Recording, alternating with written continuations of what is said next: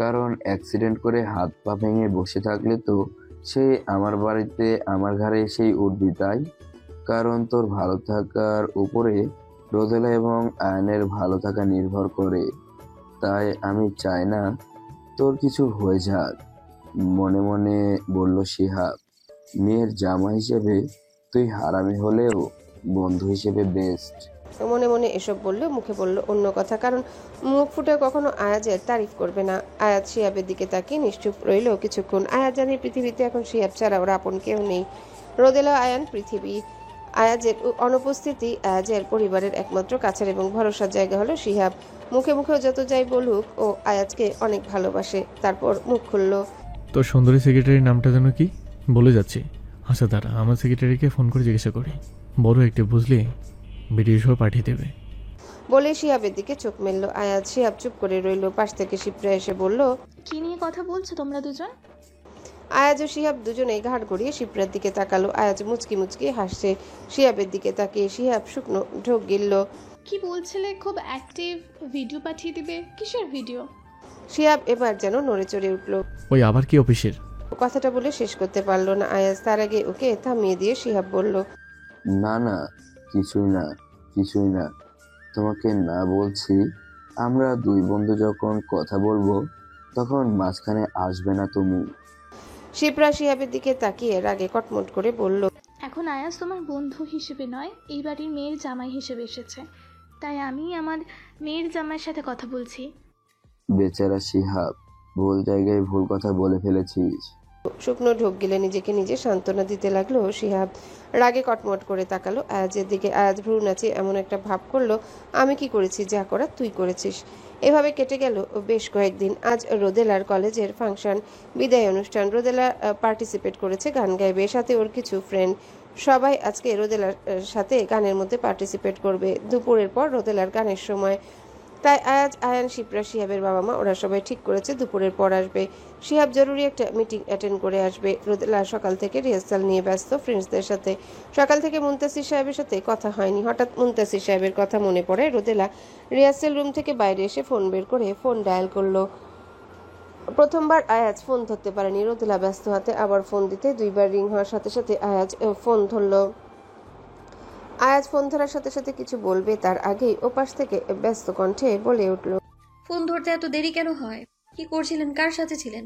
Ayaz meeting এর মধ্যে নিয়ম অমান্য করে ফোনটা রিসিভ করেছে, তাই তেমন কোনো কথা বলতে পারছে না। রোদেলার প্রশ্ন শুনে আয়াজ ভ্যাবাচেকা খেয়ে গেল। সবার সামনে চোখ এদিক ওদিক করছে, আর কি উত্তর দিবে বুঝতে পারছে না। এত জরুরি মিটিং থেকে ফোন রিসিভ করেছে, আর মেয়ে বলছে কার সাথে ছিলেন, ফোন ধরতে দেরি হয়েছে কেন? আয়াজ মাত্র মুখ খুললো, বলল, লিসেন টু মি। এর আগে রোদেলা বলে উঠল, খবরদার মিথ্যে কথা বলবেন না একদম। আমি এত ব্যস্ততার মধ্যেও আপনাকে ফোন দিয়েছি, আর আপনি সারাদিন বসে থেকে থেকে আমার ফোনটা রিসিভ করতে পারেন না? বলেই রোদেলা রাগ করে ফোন রেখে দিল। আয়াজ ফোনটা টেবিলে রেখে সবার দিকে একটু তাকিয়ে মেকি হাসলো। শিহাব বুঝতে পারছে আয়াজের কাছে ফোনটা কার এসেছিল, এবং এটাও বুঝতে পারলো মেয়েটা আজ আয়াজকে নাস্তানাবুদ করে ছাড়বে। মনে মনে খুশি হলো শিহাব। আয়াজ শিহাবের দিকে তাকালো, তাকিয়ে আবারও ভাবলো যেমন বাপ তেমন তার মেয়ে। ভেবেই আবার মিটিংয়ে মনোনিবেশ করলো। মিটিং কন্টিনিউ করলেও পুরোপুরি মিটিংয়ে মনোনিবেশ করতে পারছিল না আয়াজ। আয়াজ ভালো করে জানে আজ তার কপালে কি রয়েছে। নির্ঘাত বিনা মেঘে বজ্রপাত হবে। যেভাবে রাগ করে রোদেলা কোনো এক্সপ্লেনেশন না শুনে ফোন কেটে দিয়েছে, তার মানে রেগে বোম হয়ে আছে তার ছোট্ট শোনাবো। শিহাব হাতে ঘড়ি দেখলো, লাঞ্চের সময় হয়ে গিয়েছে। আয়াজকে বলল তাড়াতাড়ি রোদেলার ফাংশনের জন্য বের হয়ে যেতে। কেউ যদি সময় মতো উপস্থিত হতে না পারে আর ওর প্রোগ্রাম কেউ দেখতে না পারে, তাহলে আজ যে কপালে কি আছে বলা মুশকিল। শিহাব যেহেতু যেতে পারবে না, কারণ মিটিংটা পরবর্তীতে শিহাবকে দেখতে হবে। যেহেতু বাংলাদেশের মেন ব্রাঞ্চগুলো শিহাব দেখাশোনা করেছে এতদিন, তাই ওকে মিটিংটা হ্যান্ডেল করতে হবে। আয়াজ বিদায় নিয়ে বের হয়ে গেল, কারণ বাড়ি থেকে আয়ান, শিপ্রা, আঙ্কেল, আন্টি সবাইকে নিয়ে একসাথে ফাংশনের জন্য যেতে হবে, তাই লেট করা যাবে না। ওইখানে আবার রোদেলাকে নিয়ে লাঞ্চ করতে হবে। আয়াজ লাঞ্চের অর্ডার করলো, সরাসরি কলেজের অ্যাড্রেস দিয়ে দিল। কলেজে পৌঁছাতে পৌঁছাতে প্রায় 1:30 বেজে গেল। আয়াজ লেট না করে লাঞ্চ নিয়ে সোজা চলে গেল রিহার্সাল রুমের দিকে। বাকি সবাই করে এসেছে, শুধু আয়াজ ও রোদেলা লাঞ্চ করবে। রোদেলাকে কল না দিয়ে সারপ্রাইজ দেওয়ার জন্য রোদেলার রিহার্সাল রুমে ঢুকে পড়লো আয়াজ। রুমে ঢুকে দেখলো রোদেলা ফাংশনের জন্য রেডি, কিন্তু মুখটা বেজায় ভার। আয়াজ জিজ্ঞাসা করলো, কি হয়েছে? রোদেলা মুখ ভার করে বসে আছে, কিছু বলবে তার আগে মায়েরা এসে বলল, রোদেলা যার সাথে পার্টিসিপেট করার কথা সে ছেলেটি এখনও আসেনি। যেহেতু ডুয়েট গান রোদেলা একা করতে পারবে না। আয়াজ কথা শুনছে এবং লাঞ্চের বক্স বের করছে। রোদেলা বলল, এখন আমি খাবো না, ক্ষুধা নেই আমার। আর আপনাকে যখন আমি ফোন দিয়েছিলাম তখন ফোন ধরেনি কেন? খুব জরুরি একটা মিটিং ছিল, শিয়াব আমার সাথে ছিল। আর টেনশন করো না, সব সমস্যার সমাধান হয়ে যাবে। আগে লাঞ্চ করো। কোন গানের পার্টিতে পার্টিসিপেট করার কথা ছিল শুনি? রোদেলার মুখে খাবার, তাই মায়েরা আবারও জবাব দিল। সর্বতমঙ্গল রাধে এই গানে। আয়াজ ভ্রু কুচকে তাকিয়ে রইল রোদেলার দিকে, তারপর ও বলল, এই গান কেন চুজ করেছো? অন্য কোনো গান চুজ করতে। এর মধ্যে রিহার্সাল রুমের ভিতরে অন্যান্য ফ্রেন্ডসরা ফেলফেল করে তাকিয়ে আছে আয়াজ এবং রোদেলার দিকে। কিভাবে নিজের হাতে তুলে খাইয়ে দিচ্ছে রোদেলাকে। ওরা তো আর জানে না আয়াজ এবং রোদেলার সম্পর্ক। যেহেতু আজ প্রথম আয়াজকে দেখলো, তাই সবাই হাঁ করে তাকিয়ে রইল। মায়েরা মিটিমিটি করে হাসছে ওদের দুজনের কেমিস্ট্রি দেখে। আয়াজ কলেজের প্রিন্সিপালকে ফোন দিতে দিতে রিহার্সাল রুম থেকে বের হয়ে গেল। ফিরল ঠিক তার 10 মিনিট পরে। এসে বলল, প্রবলেম সলভ। তুমি গানের জন্য প্রিপারেশন নাও, একটু পরে স্টেজে উঠবে, তোমার পার্টনার সোজা স্টেজে চলে যাবে। রোদেলা খুশি হয়ে গেল, বলল, সত্যি সমাধান করে ফেলেছেন? কে পার্টনার, কখন আসবে? আমার সাথে পরিচয় করিয়ে দিন। আয়াজ তাকিয়ে রইল মুগ্ধ নয়নে রোদেলার দিকে। কি সুন্দর স্নিগ্ধ লাগছে রোদেলাকে শাড়ি পরা, এবং আগের তুলনায় অনেক ম্যাচিউর, একদম একজন নারীর মতন মনে হচ্ছে। সদ্য পরিস্ফুটিত গোলাপের ন্যায় স্নিগ্ধ নারী। তারপর বলল, আমার উপর বিশ্বাস রাখো, তুমি স্টেজে যাও, তোমার পার্টনার সরাসরি স্টেজে চলে আসবে। রোদেলা হ্যাঁ সূচক মাথা নেড়ে সবাইকে নিয়ে স্টেজের উদ্দেশ্যে পা বাড়ালো। আয়াজ হাতের ফোনটা বের করে আবার কাকে যেন ফোন দিল। স্টেজে অপেক্ষা করছে রোদেলা, কখন তার পার্টনার আসবে। নাম ঘোষণা করা হয়ে গেছে, কিন্তু পার্টনারের নামটা সিক্রেট রাখা হয়েছে। এর মধ্যে সে যে উপস্থিত হলো কলেজে প্রিন্সিপাল। এসেই সবার উদ্দেশ্যে বলল, আজ আপনাদেরকে গান গেয়ে শোনাবে এমন একজন ব্যক্তিত্ব যাকে আমি খুব স্নেহ করতাম এবং আমার পুরাতন স্টুডেন্ট ছিল, এবং সে খুব ভালো গান গেত। বিশিষ্ট ব্যবসায়ী মুনতাসির চৌধুরী আয়াজ। নাম ঘোষণার সাথে সাথে যেন রোদেলার দাঁতগুলো সব খসে হাতে পড়ে গেল, এমনভাবে হাঁ হয়ে রইল। মুনতাসির সাহেব গান গাইবেন, তাও একই স্টেজে রোদেলার সাথে। রোদেলা কি পারবে তার মুনতাসির সাহেবের সামনে গান গেতে? এবং তার সাথে বুকের ভিতরে হার্টবিট যেন ফাস্ট হয়ে গেল, হাত পা কাঁপাকাঁপি শুরু হয়ে গেল মেয়েটার। ঘোষণার সাথে সাথে আয়াজ পাঞ্জাবি পরিহিত অবস্থায় স্টেজে উঠল। রোদেলা অবাক হয়ে গেল, পাঞ্জাবি কোথায় পেল লোকটা? আয়াজ রোদেলা যাওয়ার পর ফোন করেছিল তার সেক্রেটারিকে, সাথে সাথে পাঞ্জাবি নিয়ে এসেছিল তার পরার জন্যে। রোদেলার সাথে ম্যাচিং করে পাঞ্জাবি পরেছে, দুজনকে যেন মনে হচ্ছে কাপল। অনেক বছর পর আয়াজ হাতে গিটার নিয়ে স্টেজে দাঁড়িয়েছে, সবার উদ্দেশ্যে বলল, আমি অনেক বছর ধরে গান গাই না, আশা করি ভুল ত্রুটি ক্ষমা সুন্দর দৃষ্টিতে দেখবেন। আর শুধুমাত্র স্পেশাল একজনের জন্য গানটা করব। আমার পার্টনার রোদেলা, তার ডুয়েট পার্টনার আসেনি, বিদায় আমাকে গান গাইতে হচ্ছে। বুঝতেই পারছেন, প্র্যাকটিস নেই। বলেই রোদেলাকে ইশারায় গান গাইতে শুরু করতে বলল। গানটা যখন অন্য কারোর সাথে প্র্যাকটিস করেছে রোদেলা, তখন এত লজ্জা লাগেনি, কিন্তু আয়াজের সাথে গানটা গিয়ে মনে হচ্ছে প্রত্যেকটা গানের কথাই যেন আয়াজ রোদেলার উদ্দেশ্যে বলছে। রোদেলা লজ্জায় লাল নীল হয়ে মাটির দিকে তাকিয়ে রইল। আয়াজ মুগ্ধ নয়নে রোদেলার দিকে এক দৃষ্টিতে তাকিয়ে রইল। তুমি কবে যমুনা হবে রাধে? আমি যে ডুবে মরতে চাই। গান শেষ হওয়ার সাথে সাথে স্টেজে উঠে এলো আয়ান। এসেই আয়াজকে জড়িয়ে ধরে বলল, বাহ বাবা, তুমি তো অনেক সুন্দর গান গাও, সবার কাছ থেকে শুনেছিলাম, কিন্তু আজকে প্রথম তোমার গান শুনলাম, ফাটিয়ে দিয়েছো একেবারে। আয়াজ অবাক হয়েছে রইল আয়ানের দিকে। এই ধরনের ল্যাঙ্গুয়েজ কোথা থেকে শিখলো আয়ান? এরপর দৌড়ে গিয়ে জড়িয়ে ধরলো রোদেলাকে, বলল, ওয়াও মা, তুমি তো অনেক সুন্দর গান গাও। বলে দাঁত দিয়ে জিভ কাটলো আয়ান। ভুলে গিয়েছিল আশেপাশে মানুষ আছে, তাই সরি সরি বলে বলল, তবে যাই হোক, গান কিন্তু সেই গিয়েছো। একে একে সবাই স্টেজ থেকে নামতে শুরু করলো। আয়াজ ধীরে ধীরে হেঁটে এসে রোদেলার কাছে দাঁড়ালো, দাঁড়িয়ে ফিস ফিস করে বলল। স্টেজের পেছনে আসো। রোদেলা কিছু না বুঝে জিজ্ঞাসা করলো, কেন? আয়াজ আর একটু ঝুঁকে এসে কানের কাছে বলল। ডুব দিব। রোদেলা হঠাৎ আয়াজের কথা বুঝতে না পেরে জিজ্ঞাসা করে বসলো। কোথায়? আয়াজ কিছুক্ষণ রোদেলার দিকে তাকিয়ে রইল, তারপর ফিস ফিস করে বলল। যমুনা চলে। বলে রোদেলাকে রেখে স্টেজের পিছনে দরজা দিয়ে বের হয়ে গেল আয়াজ। রোদেলা হা হয়ে তাকিয়ে রইল, কি বলে গেল এই মুহূর্তে লোকটা কি লজ্জা শরমের মাথা খেয়েছে? চিন্তা করতে করতে এদিক ওদিক তাকাতে লাগলো রোদেলা, কেউ কি শুনে ফেললো নাকি? স্টেজের পিছনে অপেক্ষা করছে রোদেলার জন্য, খুব একটা কেউ নেই স্টেজের পিছনে। রোদেলা ধীরে ধীরে আস্তে আস্তে এগিয়ে এলো আয়াজের দিকে, এসে এদিক ওদিক তাকিয়ে বলল, কেন ডেকেছেন এইখানে? কেউ দেখে ফেলে কি হবে? আয়াজ হ্যাচকা টানে রোদেলাকে নিজের বুকে নিয়ে আসলো। তারপর রোদেলার মুখটা দুহাতের আজলে তুলে ঠোঁটে একটা চুমু খেলো। তারপর বলল, এভাবে আমাকে কষ্ট দেয় কেন? তুমি জানো না তোমাকে শাড়ি পরে দেখলে আমার নিজেকে নিয়ন্ত্রণ রাখতে কষ্ট হয়। রোদেলা ধরফরিয়ে উঠল। বুকের ভিতর কেমন দামামা বাজতে শুরু করলো। আয়াজ রোদেলাকে ছেড়ে দিল। তারপর রোদেলার চুলগুলো কানের পিছনে গুজে দিয়ে বলল, বাসায় চলো, সবাই ওয়েট করছে। গাড়ির কাছে যাও, আমি আসছি। একে একে সবাই গাড়িতে উঠে বসলো। সামনের সিটে সবাই রোদেলার জন্য ফাঁকা রাখলো। কেন জানে না রোদেলা রোদেলা দেখলো সবাই যার যার মতো বসে গিয়েছে, তাই সামনের গাড়ির দরজা খুলে সামনের সিটে বসে পড়লো। আয়াজ আর চোখে একবার রোদেলার দিকে তাকালো, তারপর দীর্ঘশ্বাস ফেললো। আয়াজ গাড়ি চালাতে শুরু করলো। রোদেলাদের বাড়িতে গাড়ি থামতে একে একে সবাই গাড়ি থেকে নামলো। শিহাবের বাবা মা বলল আয়াজ এবং আয়ানকে ভিতরে আসতে। আয়াজ আজকে না করলো না, কেন যেন মন চাচ্ছে রোদেলাকে আরেকটু দেখতে, তাই এক বাক্যে ভিতরে প্রবেশ করলো আয়ানকে নিয়ে। ভিতরে প্রবেশ করার সাথে সাথে আয়ান বলল, আমি একটু টায়ার্ড, রুমে রেস্ট নেব। স্কুল থেকে সরাসরি চলে এসেছিলাম বাবা। ও বলেই আয়ানের জন্য বরাদ্দকৃত রুমে চলে গেল। এদিকে শিপ্রা রান্নাঘরে গেল আয়াজ ও আয়ানের জন্য চা নাস্তার আয়োজন করতে। রোদেলা দাদা দাদিও চলে গেল। অনেকক্ষণ চেয়ারে বসেছিল, কোমর ব্যথা হয়ে গিয়েছে, তাই বলল, আমরা একটু রুমে যাচ্ছি রেস্ট করতে। রোদেলা, আয়াজকে তোর রুমে নিয়ে যা। বলেই তারা চলে গেল। এই কথা শুনে আয়াজ আর রোদেলার জন্য অপেক্ষা করলো না, চুপচাপ সিঁড়ি ভেঙে উপরের দিকে উঠতে লাগলো। রোদেলা আর কি করবে, অগত্যা পিছনে পিছনে নিজের রুমের দরজা পর্যন্ত গেল। রুমের দরজা হালকা চাপানো। আয়াজ রোদেলার বিছানায় শটান হয়ে শুয়ে রয়েছে। রোদেলা আস্তে আস্তে দরজা ধাক্কা দিয়ে ভেতরে ঢুকলো। আয়াজ শুয়ে থাকা অবস্থায় বলল, দরজা লক করে এসো। আয়াজের এমন কথা শুনে রোদেলা ভয় পেয়ে গেল। শুকনো ঢোক গিলতে শুরু করলো বারবার। এদিকে আয়াজ লক্ষ্য করছে রোদেলা এক জায়গায় পাথরের মতো দাঁড়িয়ে আছে, তাই নিজেই বিছানা থেকে উঠে এসে দরজা লাগিয়ে রোদেলার দিকে তাকালো। রোদেলা হৃদয় স্পন্দন যেন ধীরে ধীরে বাড়তে শুরু করলো। আয়াজের দিকে তাকিয়ে বারবার জিভ দিয়ে শুকনো ঠোঁট ভিজাতে শুরু করলো। আয়াজ ঘোর লাগা দৃষ্টিতে রোদেলার দিকে তাকিয়ে রইল। চোখ ধীরে ধীরে চোখ থেকে নেমে রোদেলার ঠোঁটে গিয়ে আটকালো। আয়াজ জিভ দিয়ে শুষ্ক ঠোঁটগুলো ভিজিয়ে রোদেলার দিকে এক দৃষ্টিতে তাকিয়ে রইল। রোদেলার কেমন যেন ভালো ঠেকছে না আয়াজের মতিগতি, তাই আয়াজকে পাশ কাটিয়ে আলমারির দিকে যাবে। ঠিক এমন সময় আয়াজ রোদেলার শাড়ির আঁচল ধরে টান দিল। শাড়ির আঁচলে টান লাগার সাথে সাথে পিন খুলে শাড়ির আঁচল নিচে পড়ে গেল। আয়াজ থ হয়ে তাকিয়ে রইল, কি হলো এটা? এদিকে রোদেলা লজ্জায় দুই হাত আড়াআড়ি করে ঘুরে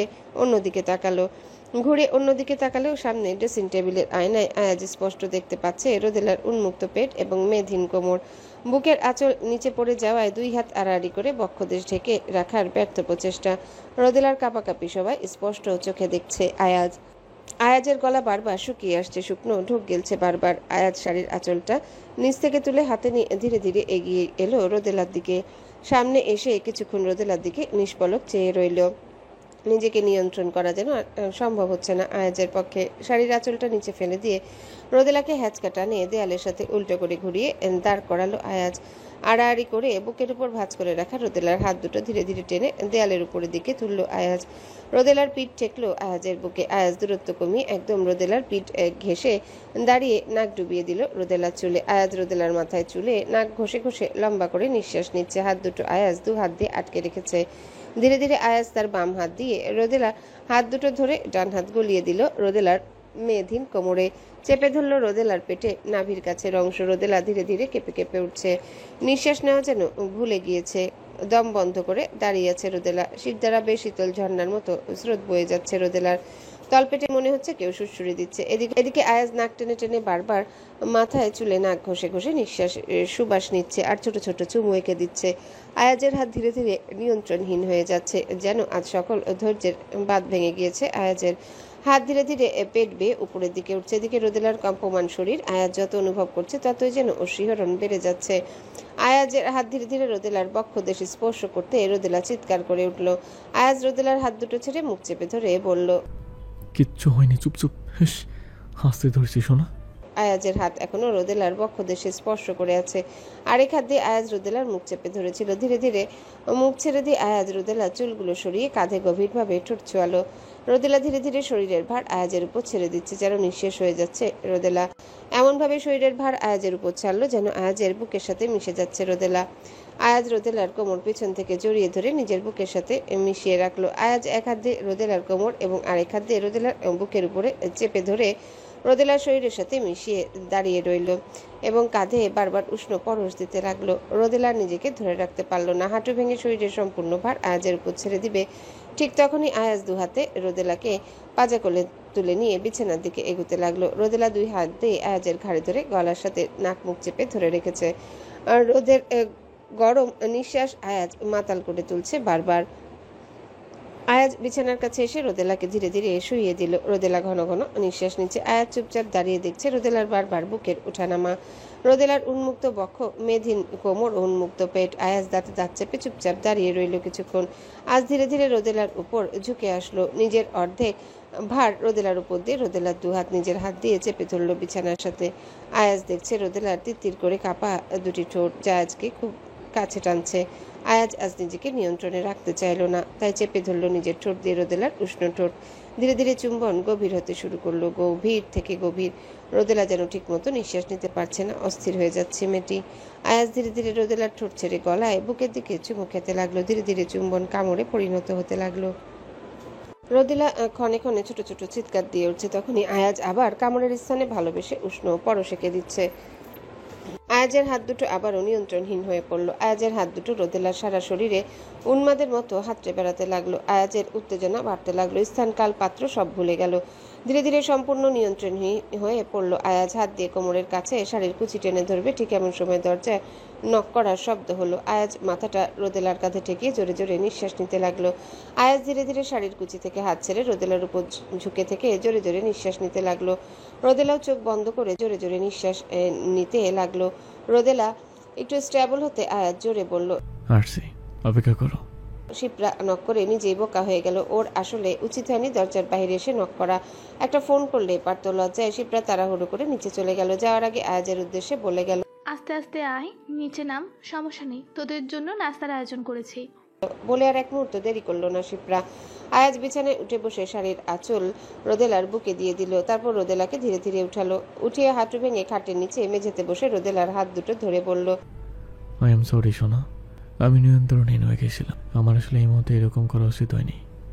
বলেই রোদেলার হাতে চুমু খেতে লাগলো। রোদেলা এখনো সমান তালে কেঁপে যাচ্ছে। আয়াজ রোদেলার হাতে তালু ঘষে ঘষে চুমু খাচ্ছে আর মাথা চুলগুলো হাত বুলিয়ে দিচ্ছে আর বলছে, একটু রিল্যাক্স হও সোনা, কিচ্ছু হয়নি।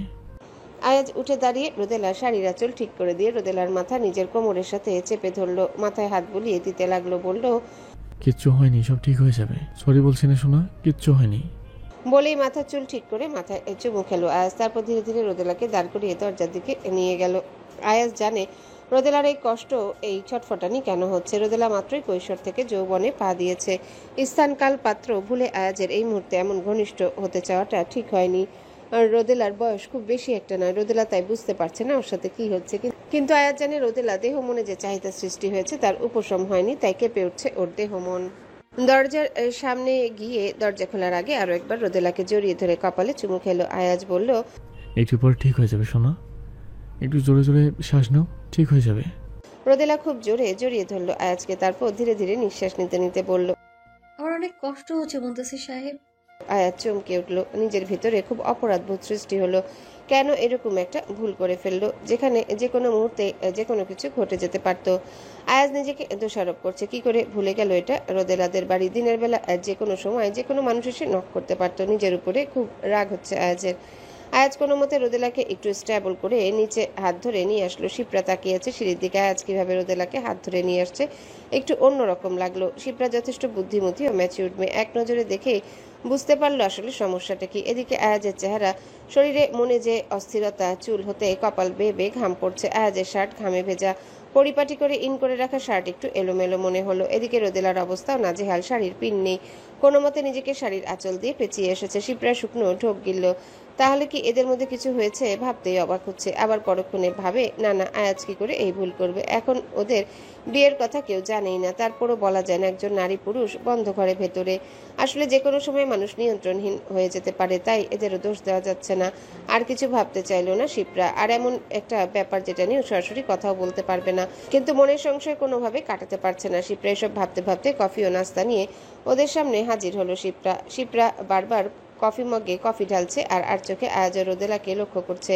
রোদেলাকে খুঁটিয়ে খুঁটিয়ে দেখছে কোথাও কোনো দাগ চিহ্ন বা এমন কিছু আছে কিনা যা দেখে নিশ্চিত হতে পারবে এবং সেই অনুযায়ী ব্যবস্থা নিতে হবে। শিহাব জানলে কি যে ঘটবে ভাবতেই টেনশনে পড়ে গেল শিপ্রা। এদিকে আয়াজ বুঝতে পারছে শিপ্রা কি চিন্তা ভাবনা করছে, কিছুটা লজ্জাও পাচ্ছে, কিন্তু এই মুহূর্তে কিছু বলার নেই। শিপ্রাকে খুলে বলার মতো সম্পর্ক থাকলেও এখন সম্পর্ক চেঞ্জ হয়ে গেছে, তাই আয়াজ হাতের নখ করছে ও নিচের দিকে চুপচাপ তাকিয়ে আছে। এদিকে সিঁড়ি দিয়ে নামছে আয়ান, নামার সময় বলল, পাপা চলে এসেছে, খুব ক্ষুধা পেয়েছে, চলো একসাথে নাস্তা করি। বলেই রোদেলার পাশে গা ঘেঁষে বসলো। রোদেলার পাশে বসতে হঠাৎ আয়ান আনমনে বলে বসলো, মা, তোমার শরীর থেকে পাপার গন্ধ আসছে। কথাটা শুনে রোদেলা চমকে উঠলো। শিপ্রার হাত কেঁপে উঠলো। আয়াজ চোখ তুলে তাকালো শিপ্রার দিকে, তারপর চট করে চোখ নামিয়ে ফেললো। আয়াজ আয়ানকে ধরে দুইটা লাগাতে ইচ্ছা করছে এখন আয়াজের। কথাটা বলে আয়ানও ভেবাচাকা খেয়ে গেল। কোন সময় কি কথা বলতে হবে জ্ঞানটুকু হলো না। নিজের উপর নিজের রাগ হচ্ছে আয়ানের। ওর এতটুকু অন্তত বয়স হয়েছে এটা বোঝার যে রোদেলা শরীর থেকে কিভাবে পাপার পারফিউমের গন্ধ আসতে পারে, কিন্তু কিভাবে যেন মুখ ফসকে কথাটা বলে ফেলেছে। তাই শাক দিয়ে মাছ ঢাকার মতো বলল, ও, তুমি তো পাপার পারফিউম খুব পছন্দ করো, তোমার রুমেই তো আছে একটা। পাপা জানো, তুমি যাওয়ার পর তোমার রুম থেকে মা গুনে গুনে 2টা পারফিউম নিয়ে এসেছে, নিজের রুমে রেখেছে, মাঝে মধ্যে দিত, তাই না মা? বলেই নাস্তা খেতে মনোযোগী হলো আয়ান। মাথা তুলে আর কারোর দিকে তাকাবার সাহস পেল না আয়ান।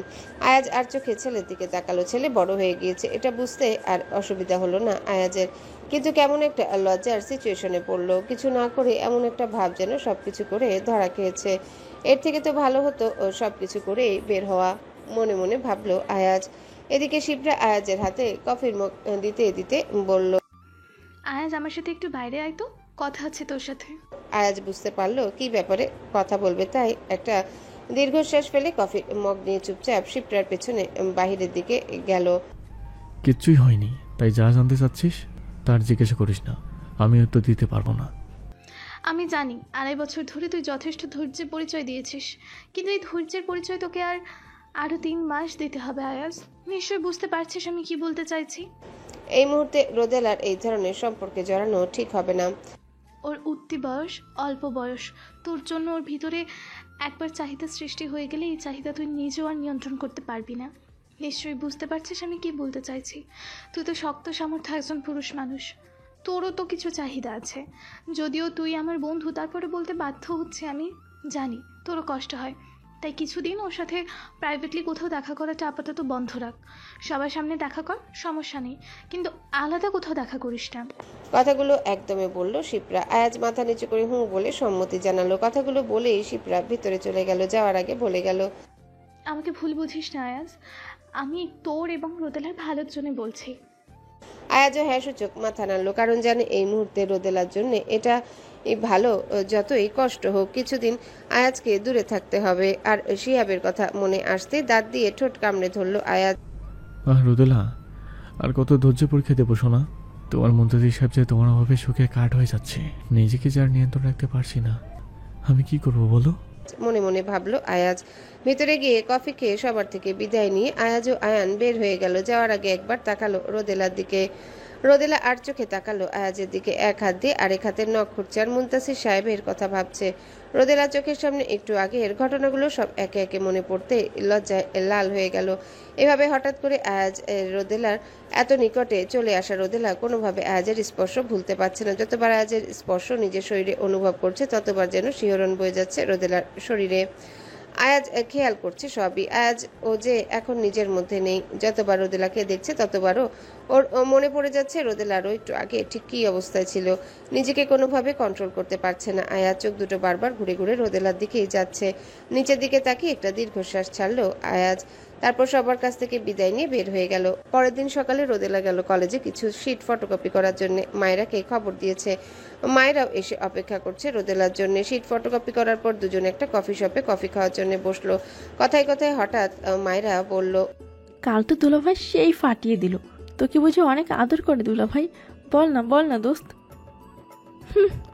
আজকে আমার একটা বয়ফ্রেন্ড নেই বলে বুঝতেই পারি না বয়ফ্রেন্ডের আদর কেমন হয়। তোকে কিভাবে আদর করে রে দুলাভাই? রোদেলা মাথা নিচু করে চুপ করে বসে রইল। লজ্জায় মরিমরি অবস্থা, কোনো প্রশ্নের উত্তর দিতে পারছে না। চোখের সামনে বারবার ভেসে উঠছে গতকালের দৃশ্য। হঠাৎ মায়েরা সন্দেহ হলো, বলল, তুই আমার কাছ থেকে কিছু একটা লুকাচ্ছিস। কি লুকাচ্ছিস? বল না, বল না। রোদেলা চুরি ধরা খাওয়ার মতো থতমত খেয়ে গেল। তারপর চোখ তুলে বলল, কই, না তো, না কিছু লুকায়নি। অবশ্যই তুই কিছু লুকাচ্ছিস। তোকে দুলাভাইয়ের কসম, তোকে এখন বলতেই হবে তুই কি লুকাচ্ছিস। নিশ্চয় তোদের মধ্যে কিছু কিছু হয়েছে। এক নাগাড়ে কথাগুলো বলল মায়েরা। রোদেলা উপায় না পেয়ে ধীরে ধীরে সবকিছু খুলে বলল গতকালকের কথা। সবকিছু শুনে মায়েরা অবাক অবাক নয়নে ফেল ফেল করে তাকিয়ে থেকে বলল, কি বলছিস? দুলাভাই তোকে এভাবে পেয়েও ছেড়ে দিল? দুলাভাই অসুস্থ না তো? তাহলে পৃথিবীতে এমন কোন মানুষ আছে যে এরকম অবিবাহিত সুন্দরী কচি বউ পেয়েও ছেড়ে দেয়? আমার তো সন্দেহ হচ্ছে রে। নাকি দুলাভাইয়ের অন্য কোথাও অ্যাফেয়ার আছে? না হলে আমি তো কোনোভাবেই হিসাব মেলাতে পারছি না। এরকম একটা সিচুয়েশনেও কেউ কাউকে ছাড়তে পারে? নির্ঘাত অসুস্থ, না হলে তোর প্রতি কোনো ইন্টারেস্ট নেই, অন্য কারোর সাথে অ্যাফেয়ার আছে, হাতে গুনে মিলিয়ে নিস কথা। রোদেলা, তোর কপাল পুড়ল রে। রোদেলা, তুই শেষ। এমনিতে দুলাভাই সারা জীবন ইতালির মতো জায়গায় থেকেছে। তোর কি মনে হয় ওইখানে কেউ ছিল না দুলাভাইকে সঙ্গ দেওয়ার জন্য? সারা জীবন একাই থেকেছে। তোর কি মনে হয় বিবাহিত লোক বউ কেমন স্বাদ পাওয়ার পরও নারীর সঙ্গ ছাড়াই থেকেছে? তোকে বিয়ে করেও তো 1 বছরের বেশি সময় ইতালি থেকে আসলো। বল, নিশ্চয় তোর প্রতি কোনো ইন্টারেস্ট নাই রে রোদেলা। তুই কি মেয়ে নাকি অন্য কিছু? দুলাভাইকে তুই নিজের প্রতি আগ্রহী করতে পারিস না? এক নাগাড়ে কথাগুলো বলে গেল মায়েরা। রোদেলা ফেল ফেল করে তাকিয়ে রইল। কিছুটা সত্য মনে হচ্ছে। আসলেই তো রোদেলাকে একা পেয়েও কিভাবে ছেড়ে দেয়? রোদেলা কি দেখতে কম সুন্দরী? রোদেলার মধ্যে কি কোনো হটনেস নেই? কথাগুলো ভাবতে মন খারাপ হয়ে গেল রোদেলার, কিন্তু মায়েরার সামনে প্রকাশ করলো না। বলল, কি যাতা বলছিস? উনি অসুস্থ হবে কেন? আর আমার বা সমস্যা থাকবে কেন? আমাদের বিয়ের কথা কেউ এখনো জানে না, তাই এরকম হচ্ছে।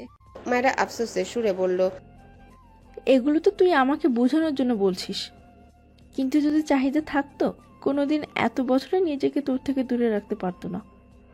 তোর মতো একটা সুন্দরী বউ থাকতেও তোকে পেয়েও এভাবে ছেড়ে দেয়। নির্ঘাত অন্য কারোর সাথে অ্যাফেয়ার আছে, আর না হলে অসুস্থ, মিলিয়ে নিস। গরিবের কথা বাসি হলে ফলে। আজ তোর আমাকে শত্রু মনে হবে, কিন্তু দেখিস ভিতরে ভিতরে কাহিনী এমনই। তুই যদি এতই জানিস তাহলে পরীক্ষা কর। দুলাভাই অসুস্থ নাকি তোর প্রতি কোনো ইন্টারেস্ট নেই? দুধ কা দুধ, পানি কা পানি হো জায়গা। রোদেলা এবার বলল, কিভাবে পরীক্ষা করব? তোর কাছে কোনো উপায় আছে? মায়েরা এবার ইন্টারেস্ট ফিল করলো। তারপর কাছাকাছি এসে এদিক ওদিক তাকিয়ে বলল, সামনে আয়, কানে কানে বলছি। মায়েরার কথা শুনে রোদেলা এদিক ওদিক মাথা নাড়িয়ে বলল, না না, আমার পক্ষে এগুলো সম্ভব না। কেউ দেখে ফেলে কি হবে?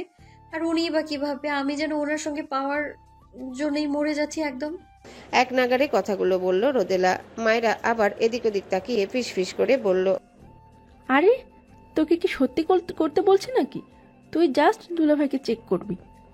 দুলাভাই যদি অন হয় তাহলে মনে কর তোর কাজ শেষ। তুই বলবি আজকে তোর মুড নেই, কিন্তু চেক করে দেখবি দুলাভাইয়ের প্রতি কোনো ইন্টারেস্ট আছে কি নেই, অথবা শারীরিকভাবে অসুস্থ কিনা। মায়েরার কথা শুনে রোদেলা শুকনো ঢোক গিলল। যদিও মনে হচ্ছে সলিড প্ল্যান, কিন্তু এটাকে কিভাবে অ্যাপ্লাই করবে বুঝে উঠতে পারছে না। আর সাথে তো কিছু জিনিসপত্র লাগবে, সেগুলি কোথা থেকে পাবে? রোদেলা এদিক ওদিক তাকিয়ে তারপর ফিস ফিস করে বলল, তাহলে এই কাজের জন্য যা যা লাগবে সেগুলো কোত্থেকে কিনবো? এটা কি কোনো সমস্যা? তোর কাছে ক্রেডিট কার্ড নেই? চল এখনই শপিং সেন্টারে যাব, সেখানে থেকে তোর যা যা লাগে এমন এমন জিনিস কিনবো দুলাভাই দেখে মাথা যেন ঘুরে যায়। চল চল। বলেই রোদেলাকে টানতে টানতে শপিং সেন্টারের উদ্দেশ্যে নিয়ে গেল। প্ল্যান এ মানে শপিং করা শেষ। শপিং সেন্টারে বসে মায়েরা রোদেলাকে বলল, এবার দুলাভাইকে ফোন দে, ফোন দিয়ে বল তোর একটা জরুরি প্রয়োজন আছে, তুই একটু বাসায় যাবি। উনি কোথায় আছে তাড়াতাড়ি জানতে চা। রোদেলা কিছুক্ষণ ঘুরি মুড়ি করলেও পরে বাধ্য হয়ে ফোন দিল। 2 রিং হওয়ার সাথে সাথে মিটিং রুমে বসেই আয়াজ ফোন ধরলো। ফোন ধরে আয়াজ কিছু বলবে তার আগে রোদেলা বলল, আপনি কোথায় এখন? আয়াজ অবাক হয়ে গেল। রোদেলা কখনো এভাবে প্রশ্ন করে না। মিটিং রুমে কেন? আমার আপনার সাথে একটু জরুরি প্রয়োজন আছে, আপনার বাসায় আসতে চাচ্ছি। আয়াজ আবারও অবাক হয়ে গেল। বাসায় যাবে, যাক, জিজ্ঞাসা করার কি আছে? ভাবতে ভাবতে বলল, আমি তো এখন মিটিংয়ে আছি, বিকেলের আগে বের হতে পারবো না। সন্ধ্যায় আসলে কি প্রবলেম হবে? তোমার আসতে হবে না, আমি নিজে আসবো। কোথায় আসতে হবে বলো? রোদেলা মায়েরার দিকে তাকালো। মায়েরা কিছু একটা ইশারা করলো। রোদেলা বলল, সন্ধে হলে প্রবলেম নেই, আপনার আসতে হবে না। আমার আপনার বাসায় কাজ আছে, আমি আসব। আপনি শুধু সময় মতো চলে আসবেন, আমার যেন অপেক্ষা করতে না হয়, কেমন? কথাগুলো বলেই আয়াজের হ্যাঁ বা না জন্য অপেক্ষা না করে ফোন কেটে দিল রোদেলা। প্ল্যান বিও শেষ, এবার শুধু সি এক্সিকিউট করার পালা। এদিকে আয়াজ অবাকের উপর অবাক হচ্ছে। কি এমন জরুরি কাজ যে অপেক্ষা করতে পারছে না ওর আসার জন্য? নিজেই বাড়িতে চলে গেল। নিশ্চয়ই কোনো জরুরি কাজ। আয়াজের আর মন বসলো না কাজে। সন্ধ্যা আর একটু আগে বের হয়ে গেল বাসায় যাওয়ার উদ্দেশ্যে। বাসায় পৌঁছে রোদেলাকে ফোন দিল। বাসায় এসেছি, কোথায় তুমি? আয়াজ অবাক হয়ে গেল। রোদেলা ফোন রিসিভ করে বলল, আপনার রুমে চলুন তাড়াতাড়ি। বলেই ফোন কেটে দিল রোদেলা।